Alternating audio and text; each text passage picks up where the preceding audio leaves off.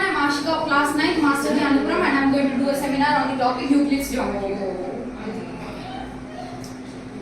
Introduction. The word geometry comes from the Greek words geo meaning earth and metri meaning to measure. Geometry appears to have originated from the need for measuring land. This branch of mathematics was studied in various forms in every ancient civilization.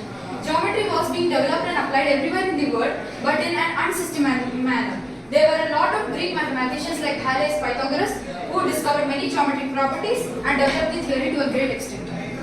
Euclid. Then came Euclid, a teacher of mathematics at Alexandria in Egypt, collected all the known work and arranged it in his famous treatise called Elements. He divided it into 13 chapters, each called a book.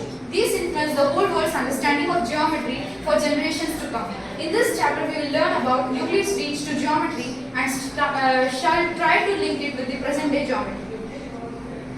Euclid's definitions, axioms, and postulates. Euclid summarizes the statements of point, line, straight line, plane as definitions. There were 23 definitions listed by him, but these are some of them. A point is that which has no part. A line is breadthless length. The end of a line are points. A straight line is a line which lies evenly with the points on itself. A surface is that which has length and breadth only. The edges of a surface are lines. A plane surface is a surface which lies evenly with the straight lines on itself. Axioms. Euclid stated that axioms are self-evident, universal truths and internationally accepted statements. There are 8 Euclid axioms. Postulates. Euclid terms postulate as an assumption that was specific to geometry. There are 5 Euclid postulates. Now let's know the 8 Euclid axioms. The first one is things which are equal to the same things are equal to one another. So if A is equal to C and B is equal to C, then A is also equal to B. If equals are added to the equals, the wholes are also equals. So if A if A is equal to B, then A plus C is also equal to B plus C. Third one is if equals are subtracted from equals, the remainders are also equals. So if A is equal to B, then A minus C is also equal to B minus C.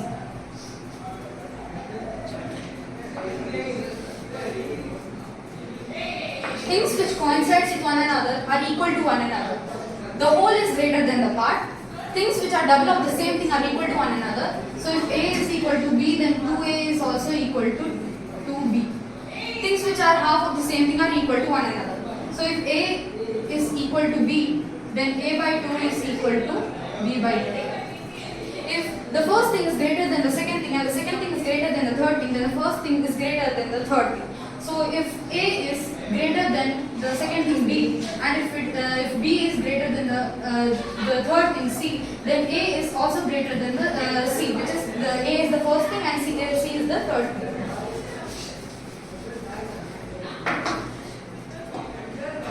Now let's know the Euclid's 5 postulates. The straight line may be drawn from one point to another point. So if this is a point A and this is a point B, then we can draw a straight line through. The terminated line can be produced indefinitely. So if this is a terminated line AB, terminated line is the old term for now which we call as line segment. We can produce this infinitely on both the sides. A circle can be drawn with any center and any radius. If there is a center and radius, we can draw a circle. All right angles are equal to one another. So if this is a right angle,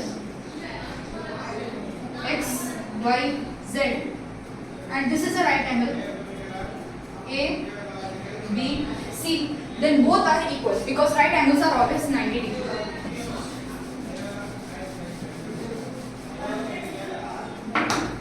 If a straight line falling on 2 straight lines make the interior angles on the same side of it taken together less than 2 right angles, then the straight line, if produced indefinitely, meet on the side on which the angles are less than 2 right angles.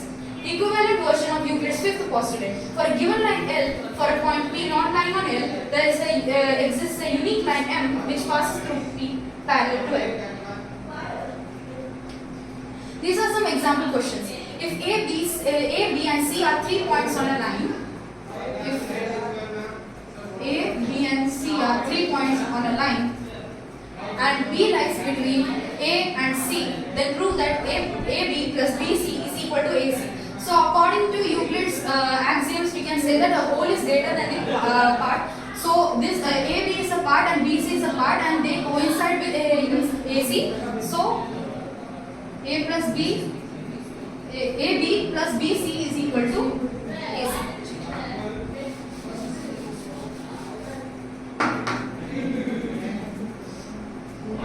Prove that every line segment has only one midpoint. So for suppose there is a line AE and we have let's just suppose that there are two midpoints B and C. We according to Euclid's postulate, we can say that B and C coincide with each other because a line segment only has one midpoint. So either B or C can be the midpoint of AE. True or false with reasons. Only one line can pass through a single point. So this is false. There can be infinitely many lines passing through a single point. A terminated line can be produced indefinitely. According to Euclid's second postulate, we can say that terminated line can be produced indefinitely on both the sides. If two circles are equal, then the radii is also equal. If these two circles are equal, then the radii are also equal. It is true. If AB is equal to PQ and XY is equal to PQ, then AB is also equal to XY. If this is a line AB and this is a line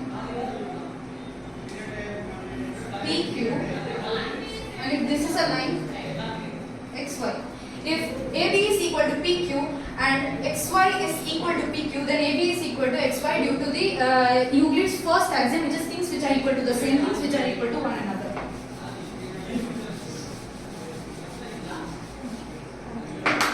Thank you.